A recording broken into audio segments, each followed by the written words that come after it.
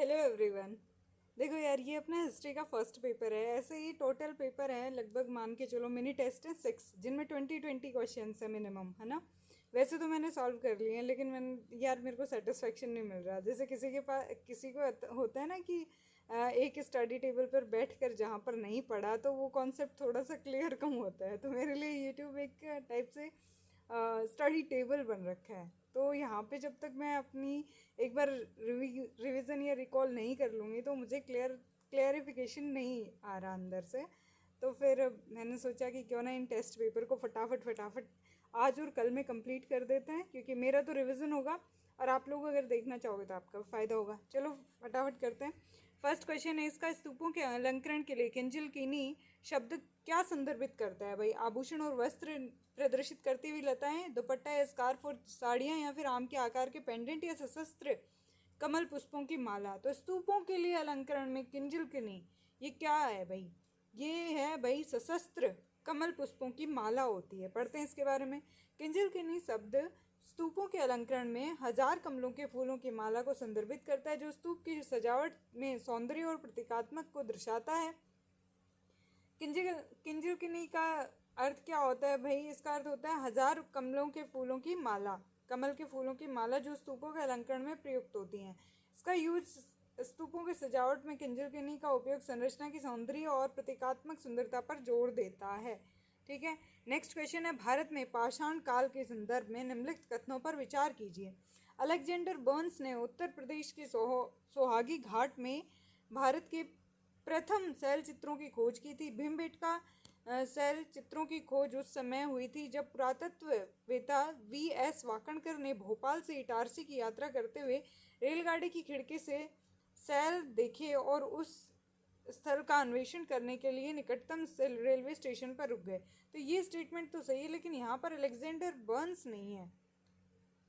उड़ीसा की शैल कला में चित्र और उत्कीर्ण एक ही शैलाश्रय में विद्यमान नहीं है।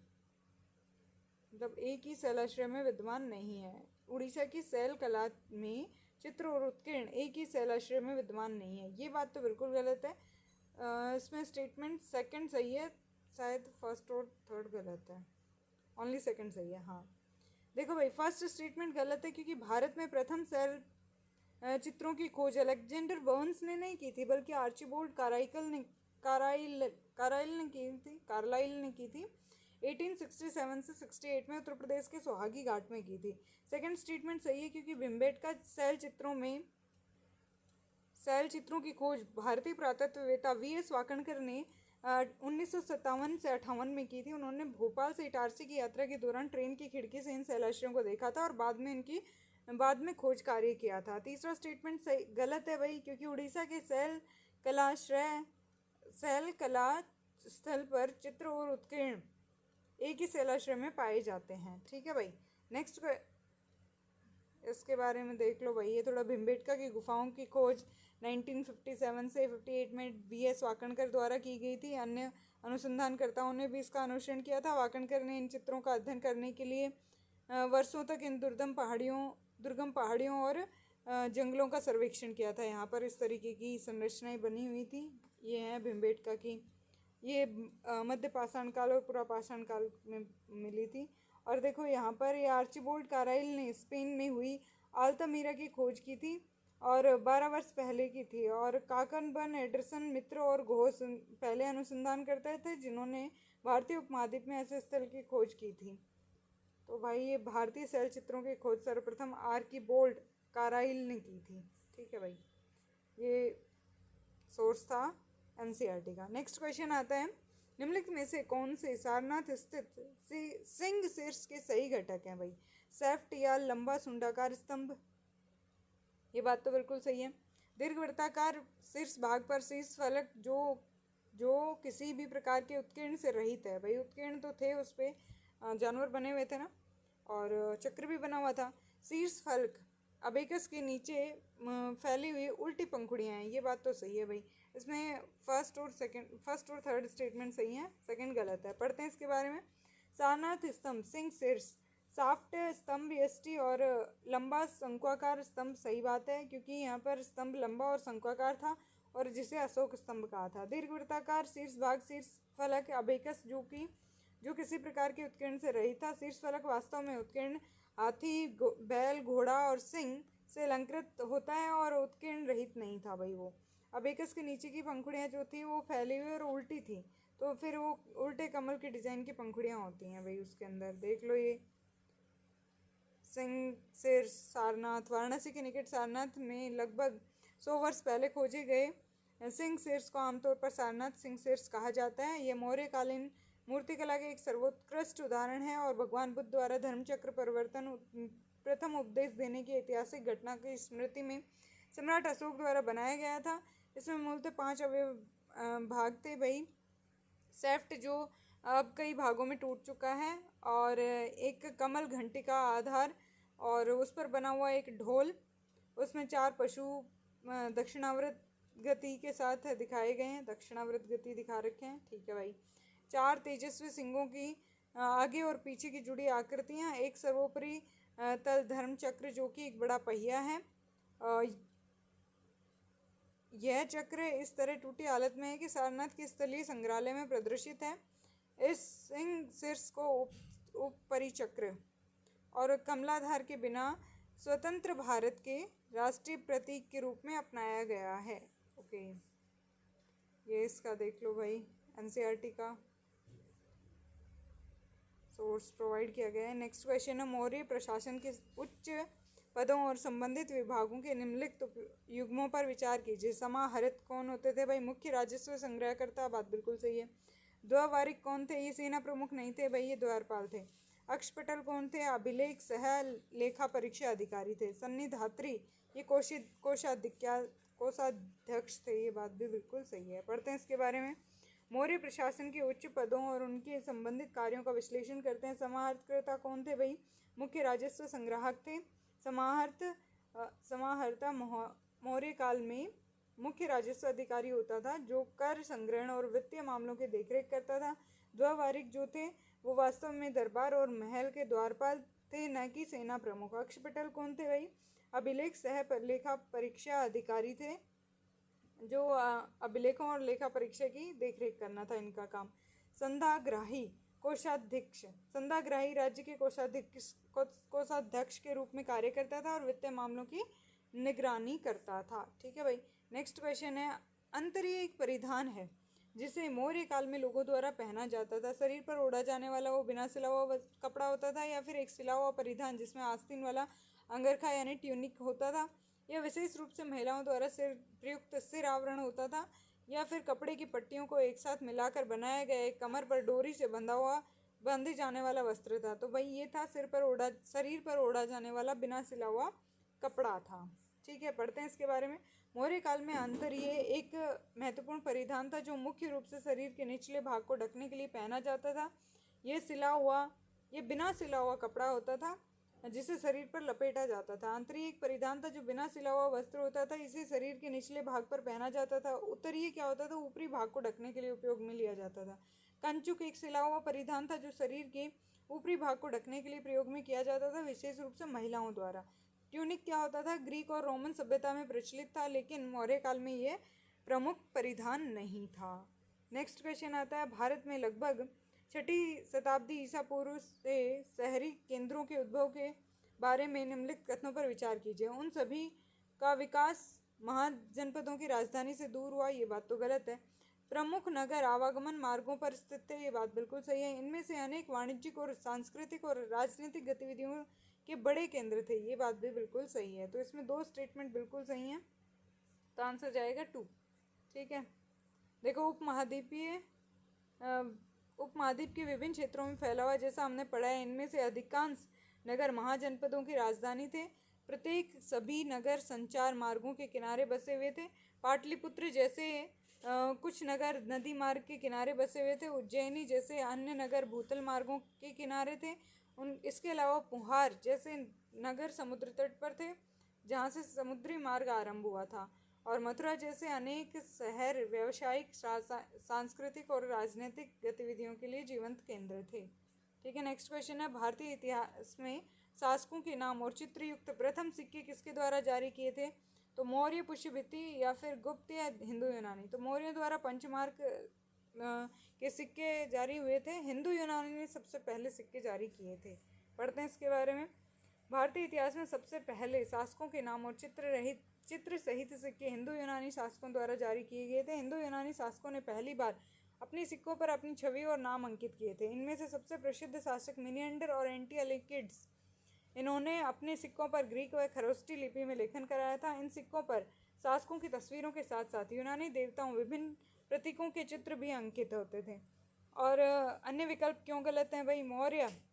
मौर्य काल में सिक्के प्रचलित थे, लेकिन वे अधिकतर पंचमार्क के सिक्के थे, जिनमें शासकों के नाम और चित्रित नहीं होते थे। पुष्यभूति, इस वंश के प्रमुख शासक हर्षवर्धन ने अपने समय में सिक्के जारी किए, लेकिन उनसे पहले हिंदू यूनानी ने यह प्रथा शुरू कर दी थी भाई। और गुप्त काल में सुंदर और सुव्यवस्थित चित्रयुक्त सिक्के जारी किए गए थे, लेकिन यह परंपरा हिंदू यूनानी के सिक्कों से प्रेरित थी। तो भाई इसमें हिंदू यूनानियों ने ही सबसे पहले सिक्के जारी किए थे। अब देख लो, यहाँ पे लिखा हुआ है शासकों की प्रतिमा नाम के साथ सबसे पहले सिक्के हिंदू यूनानी शासकों ने जारी किए थे, जिन्होंने द्वितीय शताब्दी ईसा पूर्व में उपमहाद्वीप के उत्तर पश्चिम क्षेत्रों में नियंत्रण स्थापित किया था। ठीक है भाई। नेक्स्ट क्वेश्चन है, मौर्य राज्य और नगरवासियों के संबंध में निम्नलिखित कथनों पर विचार कीजिए। वनवासियों को नए प्रकार के राजनैतिक और आर्थिक प्रभुत्व का सामना करना पड़ा और उन्हें अधीनस्थ बनाने और आत्मसात करने की आवश्यकता के परिणाम स्वरूप इन लोगों को शाही क्षेत्रों में शामिल नहीं करने के पहले के रवैये को पहले में बदलाव आया। ये बात तो बिल्कुल सही है। राज्य ने मान्यता दी कि वन उपज पर वनवासियों का एकाधिकार है। ये बात तो गलत है। राज्य वनों के संरक्षण के लिए चिंतित था और इस उद्देश्य से वनों को जलाए जाने पर प्रतिबंध लगा दिया था। ये बात बिल्कुल सही है। वनवासियों को राज्य की सेवा में लगाया जा सकता था और उनका सैनिक, जासूस और हत्यारों के रूप में उपयोग किया जाता था। ये बात भी बिल्कुल सही है।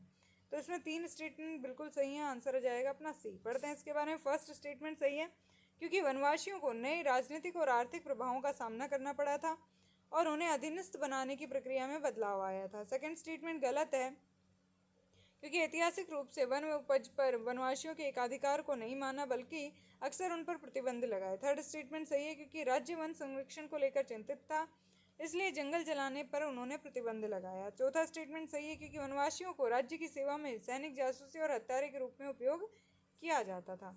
नेक्स्ट क्वेश्चन आता है, सम्राट अशोक के अभिलेख में निम्न में से किस यूनानी राजा का उल्लेख नहीं है? तो भाई सीरिया के एंटियोकस का भी है, मिस्र का टॉलमी सेकंड भी है, मैसेडोनिया का एंटीगोनस भी है, लेकिन बैक्ट्रिया का अलेक्जेंडर यहाँ पर नहीं है। पढ़ते हैं इसके बारे में। बैक्ट्रिया का अलेक्जेंडर हेलेनिक राजा है। उसका उल्लेख राजा अशोक के अभिलेखों में नहीं है, क्योंकि अभिलेखों में सीरिया के एंटियोकस, मिस्र के टॉलमी द्वितीय और मैसेडोनिया के एंटीगोनस का उल्लेख है। नेक्स्ट क्वेश्चन आता है, निम्नलिखित पुरातत्व स्थलों पर विचार कीजिए। बुर्ज होम, सराय खोला, कुर्नूल और अतिरामपक्कम। तो भाई इनमें से उत्तर से आरंभ करके दक्षिण की तरफ स्थिति बताओ। तो बुर्ज होम की स्थिति कहाँ है भाई? इधर जम्मू कश्मीर की तरफ है। सराय खोला और कुर्नूल तो आंध्र प्रदेश में है यहाँ पर। अतिरामपक्कम ये यहाँ पर केरल और तमिलनाडु में होंगी। सराय खोला शायद पाकिस्तान में है। तो भाई इस तरीके से इसकी व्यवस्था होगी। पढ़ लेते हैं। उत्तर से दक्षिण भाई, बुर्ज होम जो है जम्मू कश्मीर में है, सराय खोला पाकिस्तान में, कुर्नूल आंध्र प्रदेश में, अतिरमपक्कम ये तमिलनाडु में है। बात बिल्कुल सही है, पढ़ लिया अपन ने। ठीक है, ये देखो बुर्ज होम, चिरांद, ये याद रखना। पुरा पाषाणिक स्थल कौन कौन से हैं भाई? कुर्नूल की गुफाएं हैं और हुशंगी हैं और भीमबेटका है। नौ पाषाणिक स्थल कौन कौन से हैं भाई? पय्यमपल्ली है, हल्लूर है, महागढ़ी है, कौलडिवा है, बुर्ज होम है, मेरगढ़ है, चिरांद है और दाओजली हाइडिंग है। और महापाषाणिक स्थल कौन से हैं भाई? आदि चंदलूर है और ब्रह्मगिरी है। ओके। और आरंभिक गांव तो कौन सा था भाई? इनाम गांव। आधुनिक नगर भाई कोलकाता वगैरह, ये सारे आधुनिक गांव आ जाएंगे। इनको ढंग से पढ़ना। नेक्स्ट क्वेश्चन है, हड़प्पा सभ्यता के बारे में निम्नलिखित कथनों पर विचार कीजिए। इसमें लहसुन का प्राचीनतम प्रमाण मिला है। बात बिल्कुल सही है। विभिन्न स्थलों पर गहने और मूल्यवान धातुएं खोजी गई। ये बात भी बिल्कुल सही है। पकी हुई ईंटों का विशिष्ट प्रयोग अनन्य विशेषता थी। नहीं भाई, एकमात्र इसकी विशेषता नहीं थी, और भी जगह बहुत जगह पाया गया था। पढ़ते हैं इसके बारे में। इसमें लहसुन का प्राचीनतम प्रमाण मिला है। हड़प्पा सभ्यता में लहसुन के सबसे पुराने प्रमाण हरियाणा के कैथल जिले में बालू नामक स्थान पर मिले हैं, जो सिंधु घाटी सभ्यता से संबंधित है। विभिन्न स्थलों पर गहने और मूल्यवान धातुएं खोजी गई हैं। ये स्टेटमेंट सही है। हड़प्पा स्थलों में आभूषण और कीमती धातुएं जैसे सोना, चांदी और कीमती पत्थर जैसे लापिस लाजुली, कार्नेलियन मिले हैं। पकी हुई ईंटों का विशिष्ट प्रयोग अनन्य विशेषता। ये स्टेटमेंट गलत है, क्योंकि यद्यपि हड़प्पा सभ्यता में पकी हुई ईंटों का प्रयोग बड़े पैमाने पर किया जाता था, लेकिन ऐसा करने वाली एकमात्र सभ्यता नहीं थी ये। अन्य सभ्यताएं जैसे मेसोपोटामिया और मिस्र में इन्होंने भी अपने निर्माण में पकी हुई ईंटों का उपयोग किया था। ठीक है, नेक्स्ट क्वेश्चन आता है, बाघ गुफाओं के चित्रों में दर्शाया गया हल्लीलाश्य क्या है? तो ये हल्लीलाश्य एक शास्त्रीय नृत्य कला शैली है, या फिर लोक नृत्य शैली है, या फिर रंगमंच का एक लोक रूप है, या फिर एक ताल वाद्य यंत्र है? तो भाई ये एक लोक नृत्य शैली है हल्लीलाश्य। पढ़ते हैं इसके बारे में। मध्य प्रदेश में स्थित बाघ गुफाएं अपने सुंदर भित्ति चित्रों और चित्रों के लिए जानी जाती हैं। प्राचीन काल के दौरान कला, संस्कृति और दैनिक जीवन के विभिन्न पहलुओं को दर्शाती हैं। हल्लीलाश्य इन चित्रों में दिखाई देने वाली एक लोक नृत्य शैली है। यह लोगों द्वारा प्रस्तुत एक पारंपरिक नृत्य रूप है का प्रतिनिधित्व करता है, जो अक्सर समारोह और सामुदायिक समारोह से जुड़ा होता है। ठीक है, नेक्स्ट क्वेश्चन आता है, हड़प्पा समाधान अनुष्ठान के संदर्भ में निम्नलिखित में से कौन सा स्टेटमेंट सही नहीं है? इन समाधानों में मृतकों को सामान्यतः गर्तों में दफनाया जाता था। ये बात सही है। समाधानों की गर्त अलग अलग तरीकों से बनाया जाता था। हाँ भाई, ये बात भी सही है। इन समाधानों में कभी कभी आभूषण रखे पाए जाते थे। ये बात भी सही है। हड़प्पा वासियों मृतकों के साथ दर्पण नहीं दफनाते थे, बल्कि स्पेशल मिला है, एनसीईआरटी में दिखाया हुआ है। हड़प्पा वासी दर्पण नहीं दफनाते थे। ये स्टेटमेंट बिल्कुल गलत है, क्योंकि हड़प्पा वासी मृतकों को सामान्यतः गड्ढों में दफनाया जाता था, प्राकृतिक स्वरूप से प्रमाणित है। और हड़प्पा में समाधानों गड्ढों के कई प्रकार पाए जाते हैं, जैसे सामान्य गड्ढा ईंटों से बना हुआ। कुछ कब्रों में जो आभूषण और अन्य वस्तुएं भी पाई गई हैं, जो धार्मिक व सांस्कृतिक परंपरा का संकेत देती हैं। डी स्टेटमेंट गलत है, क्योंकि यहाँ पर कब्रों में दर्पण भी पाए गए हैं, विशेष रूप से महिलाओं की कब्रों में देखने को मिलता है। हड़प्पा के लोग मृतकों के साथ दैनिक जीवन की वस्तुएं भी दफनाते थे, रखते थे। ठीक है, देखो ये रहा उस टाइम का मिरर। नेक्स्ट क्वेश्चन आता है, निम्नलिखित में से कौन सा एक हड़प्पा स्थल नहीं है? ये PYQs है भाई। चन्हुदड़ो तो है, कोटदीची भी है, देसलपुर भी है, बट सौरगोरा नहीं है। पढ़ते हैं इसके बारे में। सौरगोरा उत्तर प्रदेश गोरखपुर उत्तर प्रदेश और महास्थान बांग्लादेश से मिले ताम्रपत्र से अकाल से सामना करने के लिए अन्न के भंडार, राहत कार्यों के लिए जानकारी मिलती है। चंद्रगुप्त मौर्य काल में जारी किए गए थे। चन्हुदड़ो मोहनजोदाड़ो से 80 मील दक्षिण में स्थित यहाँ पर मन के बनाने का कारखाना कहाँ पर है? चंहुदड़ो में। इस प्रकार यह हड़प्पा का औद्योगिक केंद्र था। यहाँ सौंदर्य प्रसाधन और शाही की दवात और अलंकृत हाथी के खिलौने मिले हैं। यह सिंधु नदी के किनारे स्थित था। कोटदीची एक प्राक हड़प्पा स्थल है, जो पाकिस्तान के सिंध प्रांत में स्थित है। यहाँ सामुदायिक अग्नि स्थल मिले हैं और सिंधु नदी के किनारे स्थित है। देशलपुर भारत के गुजरात के कच्छ जिले के नखतराना तालुका में स्थित सिंधु घाटी सभ्यता का एक गांव और स्थल है। नेक्स्ट क्वेश्चन है, भारत की कला और पुरातत्विक इतिहास के संदर्भ में निम्नलिखित में से किस एक का सबसे पहले निर्माण किया गया था? तो भुवनेश्वर स्थित लिंगराज मंदिर, या फिर धौली स्थित शैलकृत हाथी मंदिर, और महाबलीपुरम स्थित शैलकृत स्मारक, और उदयगिरी स्थित वराह मूर्ति। तो भाई सबसे पहले शैलकृत हाथी धौली स्थित मंदिर निर्माण किया गया था। ये PYQ है भाई। देखो, धौली स्थित शैलकृत हाथी सबसे पहले बनाया गया था। लिंगराज मंदिर भुवनेश्वर उड़ीसा, निर्माण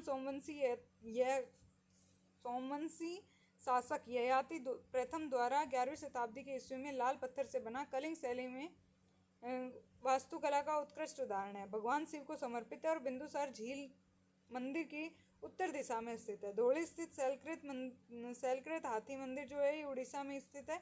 सम्राट अशोक के शासनकाल में धौली से अशोक के शिलालेख भी मिले हैं।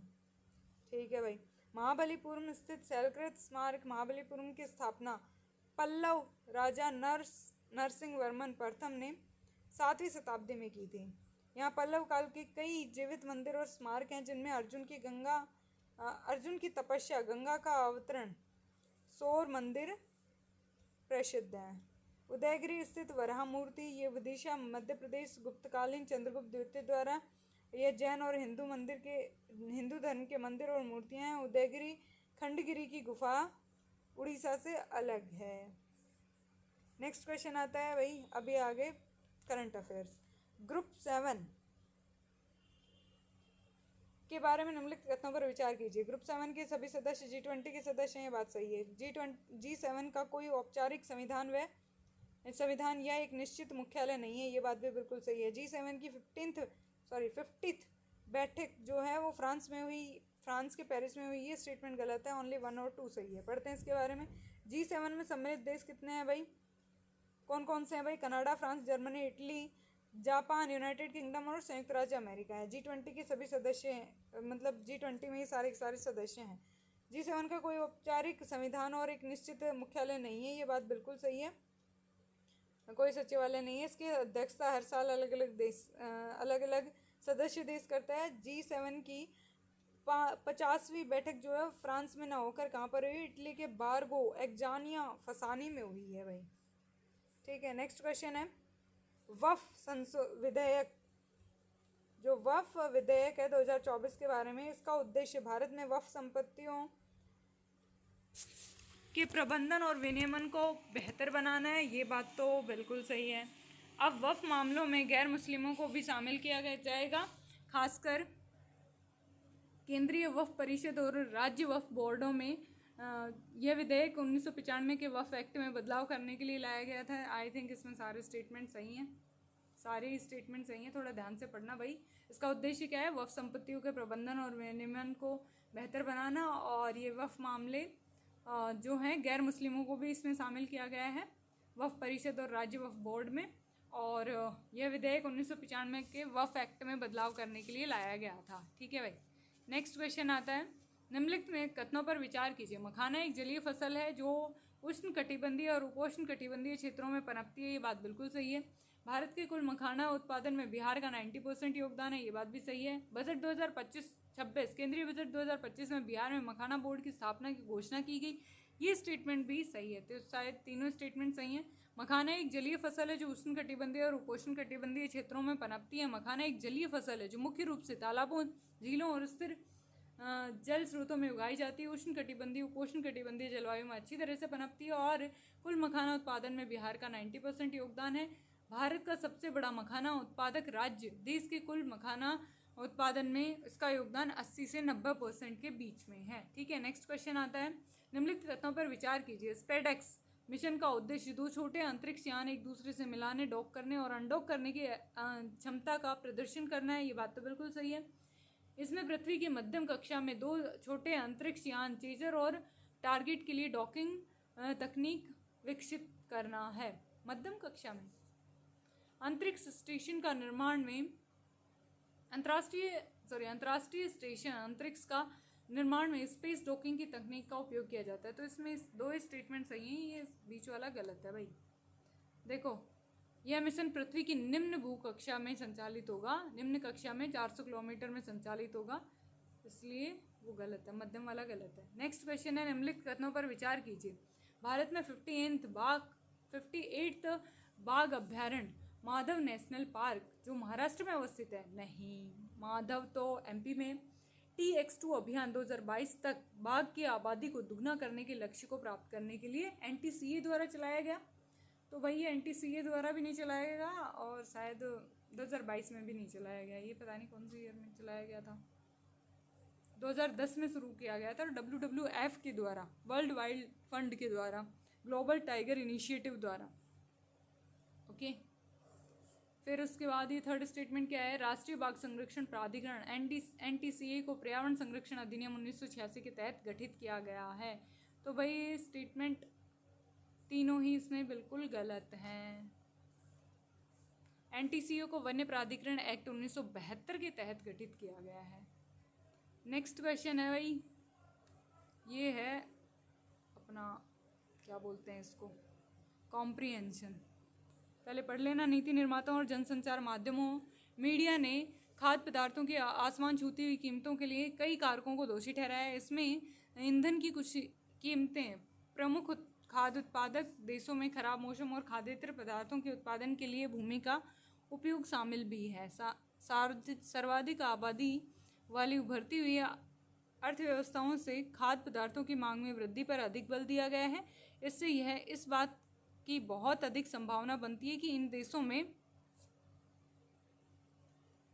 अत्यधिक खपत खाद्य संकट उत्पन्न हो सकता है। तो भाई इसमें कौन सा ये पूर्व धारणाएं बनाई गई हैं, बताना है इसमें। खाद्य पदार्थों के उच्च मूल्यों का एक कारण तेल उत्पादक देश हैं, ये बात तो बिल्कुल गलत है। यदि निकट भविष्य में विश्व में खाद्य संकट उत्पन्न होता है तो ये उभरती हुई अर्थव्यवस्थाओं में होगा, ये बात भी बिल्कुल गलत है भाई। क्यों होगा इसमें? तो इसमें आंसर आएगा अपना डी। आई थिंक हाँ बिल्कुल सही है। नेक्स्ट क्वेश्चन है भाई, आधुनिक विकास अर्थशास्त्र का मुख्य संदेश आय में वृद्धि को महत्व देना है। इसका आशय सकल घरेलू उत्पाद जीडीपी में वृद्धि है। सिद्धांत बढ़ती हुई जीडीपी रोजगार और निवेश के अवसर सृजित करती है। जब किसी ऐसे देश की आय में वृद्धि होती है जिसकी जीडीपी का स्तर कभी निम्न था, तब परिवार, समुदाय और सरकार अच्छे जीवन के लिए आवश्यक वस्तुओं के उत्पादन हेतु कुछ निधि को अलग रखने में उत्तरोत्तर समर्थ होते हैं। आज विकास शब्दावली डेवलपमेंट लेक्सिकॉन में जीडीपी ऐसे महत्वपूर्ण स्थान पर आ गया है। यदि कोई आर्थिक वृद्धि का उल्लेख करता है तो हम जान पाते हैं कि उसका आशय जीडीपी में वृद्धि से है। उपयुक्त परिच्छेद में पूर्व धारणाएं बनाई गई हैं। भाई बढ़ती हुई जीडीपी किसी देश के विकसित देश बनने के लिए अनिवार्य है। ये तो एसेंशियल, ये बात तो गलत है। बढ़ती हुई जीडीपी सभी परिवारों में आय का समुचित वितरण सुनिश्चित करती है, ये स्टेटमेंट भी गलत है। तो इसमें आंसर क्या जाएगा? डी।